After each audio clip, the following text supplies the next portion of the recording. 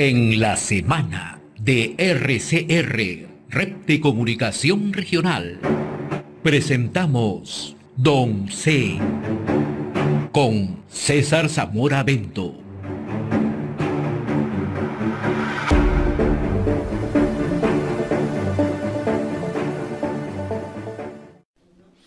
Y le damos la cordial bienvenida a esta hora a César Zamora Bento, economista y analista en temas políticos. Quiero saludarte, César. Buen día, muy amable. ¿Cómo estás? Muy buenos días, José. Aquí siempre atento a tus requerimientos. Comencemos por el caso Venezuela, porque hoy Venezuela está jugándose un momento crucial, ¿no? Hoy se está convocando manifestaciones contra Nicolás Maduro en todo el país. Acabamos de conversar con un prestigiado periodista venezolano, Alejandro Linares Mendoza, y nos ha comentado de manera descarnada cómo es que opera, cómo controla el gobierno totalitario de Nicolás Maduro. ¿Cuál es tu primera impresión? Si es que podemos más o menos avisorar algún tipo de salida para el hermano país de Venezuela. Bueno, lo que yo avisoro es de que se le acabó el juego al chavismo, a Nicolás Maduro. Han estado siempre timando, engañando a todo un pueblo con el discurso de la gran tierra bolivariana, con un discurso de máxima participación del Estado en la decisión de la vida de la gente. Y las consecuencias han sido catastróficas, ni siquiera tiene para exhibir absolutamente nada. Migración de millones de venezolanos fuera de su país, no por una cuestión de expectativas, sino porque en su país no podían vivir.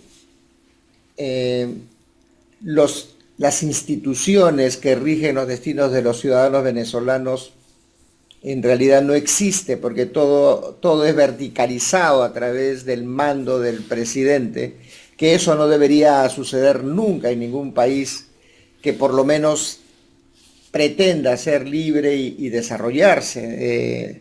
Las instituciones tienen que generar equilibrio de poder, pero en Venezuela no ha sucedido así.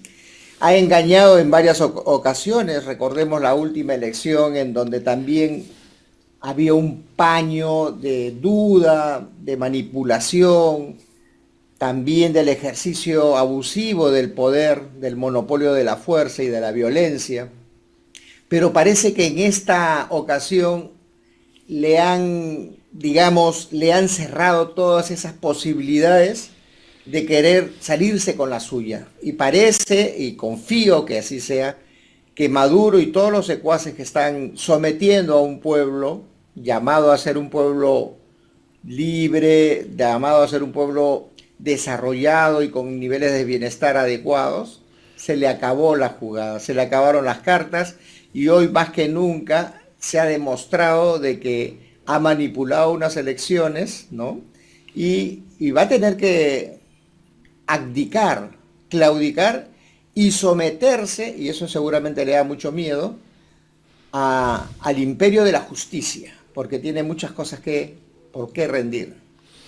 Ahora, lo que Maduro en el fondo lo que busca es, si es que no logra manejar esta situación, un plan B es buscar una salida negociada. ¿Qué tan probable esta salida negociada cuando Maduro, lejos de sentarse a encontrarle una solución a su país, lo que ha hecho es empeorar las cosas? Recordemos que el año pasado Maduro comenzó las negociaciones con el gobierno de los Estados Unidos para este proceso de elecciones que tuvo lugar el último 28 de julio. Es más, Maduro trazaron un conjunto de acciones a cumplir, cosa que en su mayoría no fue cumplida por el gobierno de Maduro. Lo hemos escuchado en un tono bastante desesperado hace 2 días, hacer un llamado a los Estados Unidos que si quieren una negociación, tenemos que hacer cumplir el acta de Qatar.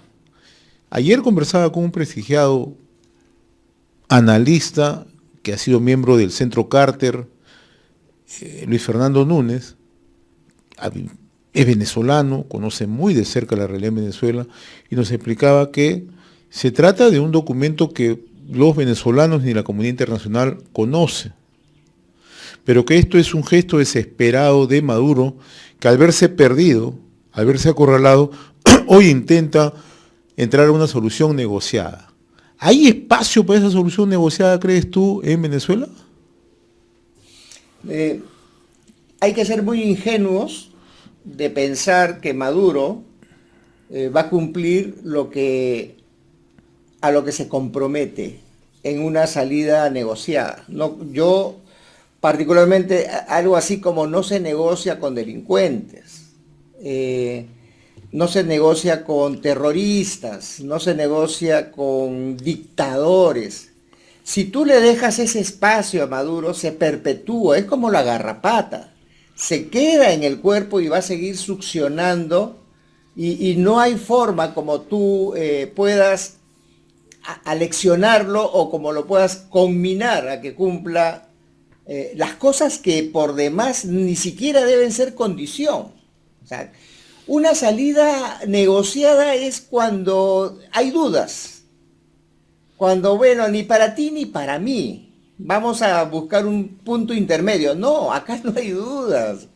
Ese señor es repudiado por su país y su permanencia lo que va a ocasionar es una primera reacción, mayor cantidad de migración de venezolanos a los países vecinos, y segundo, mayor pobreza, mayor sometimiento.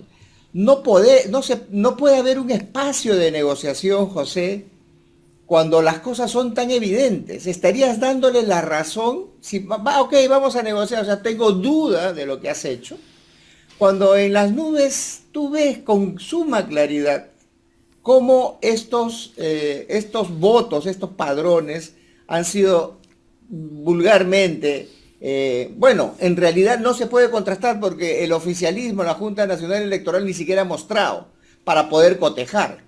Pero ante esa situación tú no puedes negociar, no puede haber ningún espacio de negociación. La única salida es que Maduro abdique, bueno, ahora con todos estos bochornos, antes que termine su periodo inclusive, debería abdicar, debería pedir a la institución más creíble que se haga cargo hasta el cambio de mando que le corresponde en este caso al candidato opositor de Venezuela. Entonces, yo no estoy de acuerdo, no creo que Estados Unidos ni los países que están afrontando esta situación vayan a buscar una salida con una persona totalmente deleznable, totalmente corrompida, sin valores y con un conjunto de adláteres al costado que tienen la misma o peor calaña inclusive. Entonces, la salida de Venezuela es hoy o nunca.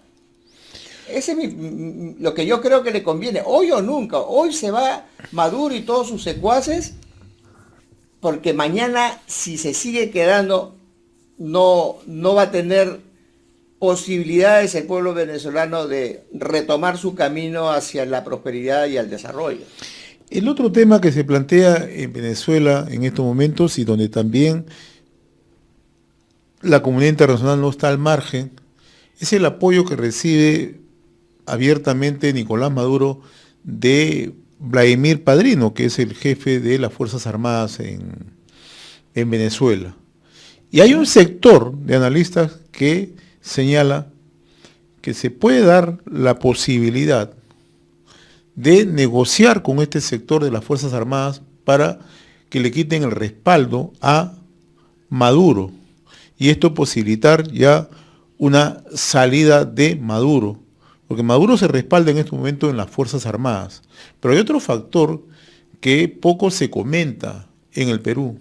Nosotros hemos tenido oportunidad de conversar con periodistas de Venezuela que por razones de seguridad no pueden salir a dar a conocer estas versiones, que la alta oficialidad está chantajeada en Venezuela.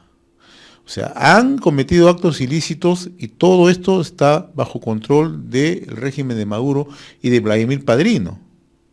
O sea, los chantajean y por lo tanto no pueden salir de lo que ya se ha convertido en una costra, lo que se ha convertido en una mafia.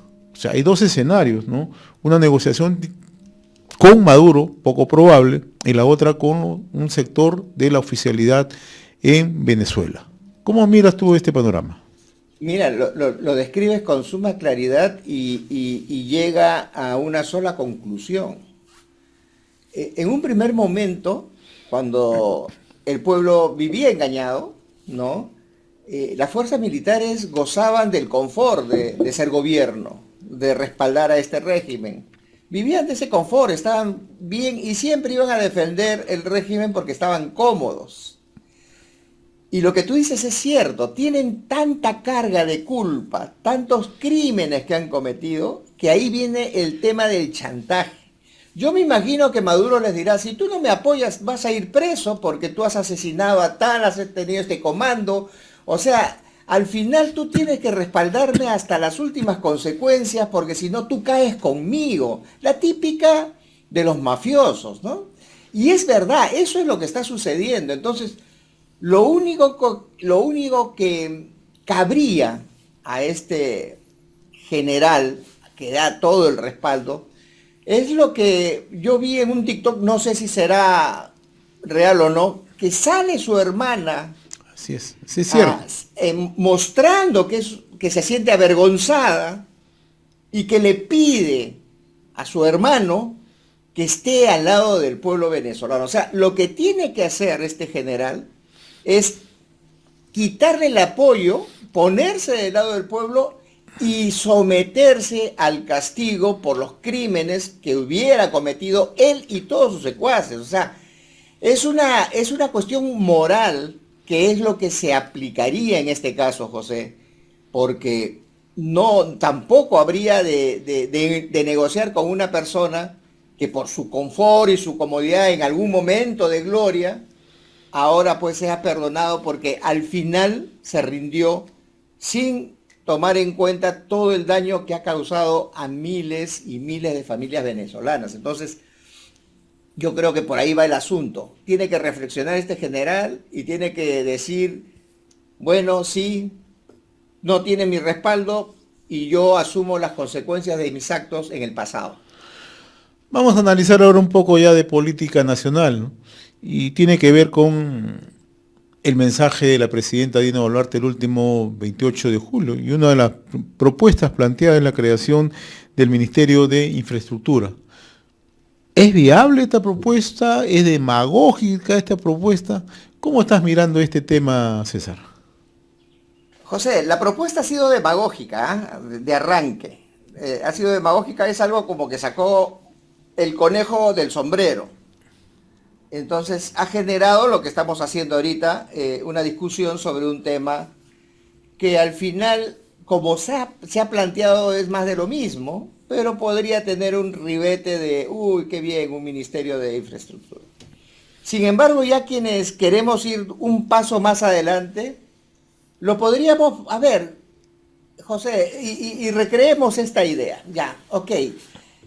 ¿Qué debería ser el Ministerio de Infraestructura? O sea, ¿qué características debería tener si es que porque ya ha alcanzado el proyecto de ley, cómo eso ayuda al principal problema del Perú, que es el bloqueo de las inversiones públicas y privadas? Ministerio de Infraestructura. Yo te suelto una. Ok, hablemos de un Ministerio de Infraestructura, pero que el Ministerio de Infraestructura jale todos los componentes de infraestructura de los diferentes ministerios del país. Por ejemplo, el Ministerio de Agricultura tiene un viceministerio de Infraestructura. Chao, infraestructura en agricultura, dedíquense a hacer transferencia de tecnología, mejoramiento de los agricultores, acompañamiento, mercado, pero todo lo que es infraestructura pasa a este ministerio en este casillero que se llama infraestructura agrícola.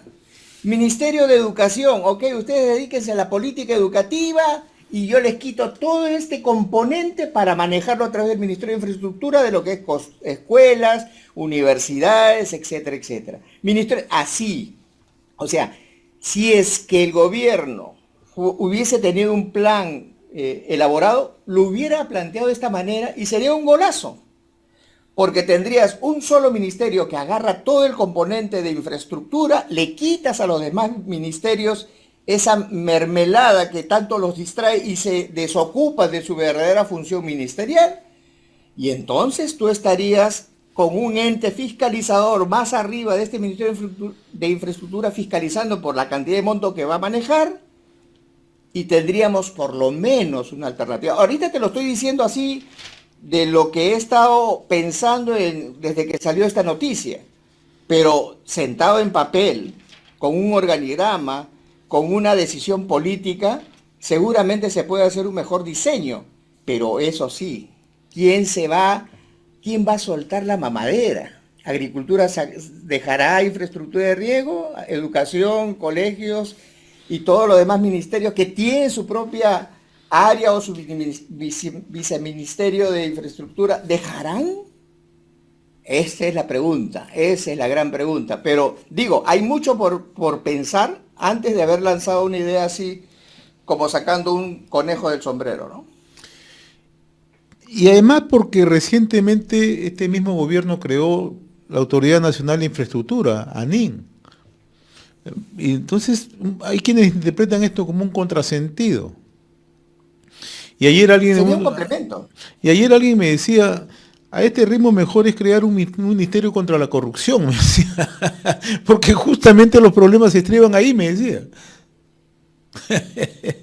Pero, por ejemplo, si tú agarras a los corruptos y los metes en una sola bolsa y no los tienes diseminados en todos los ministerios, distrayendo, agarrando la mermelada, distrayendo las cosas, estarías perdiendo mucho. Pero si ya se planteó el asunto, yo invoco a todos los intelectuales, a los profesionales, que recreen la idea del Ministerio de Infraestructura en el sentido así a pincelada gruesa que les estoy planteando. Quítenle todo lo que es infraestructura a todos los ministerios, porque ese es el foco de corrupción de los ministerios y los distrae de su función central. Agricultura, por ejemplo, educación, por ejemplo. Y punto. O sea, empecemos a trabajar esa idea y creo que por ahí de repente encontramos una solución a un problema tan agudo que es la corrupción en las obras públicas. Muy bien, mi estimado César, como siempre muy reconocido por esta comunicación a través de la secuencia Don C, secuencia semanal en la semana en RCR, Red de Comunicación Regional. Saludos, buen fin de semana, César. Don C. Con César Zamora Bento.